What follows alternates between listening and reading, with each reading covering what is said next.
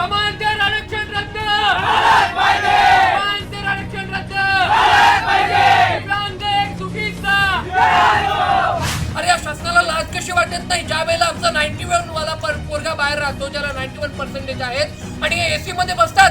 लाज वाटली पाहिजे यांना। इतक्या वेळाचा आम्ही या ठिकाणी खाली ओरडतोय, अजून एकही निर्णय शासकीय अधिकारी इथे आलेला नाही। कसं देत नाही कसं देत नाही आरक्षण आमच्या हक्काचं, अरे आरक्षण आमच्या हक्काचं।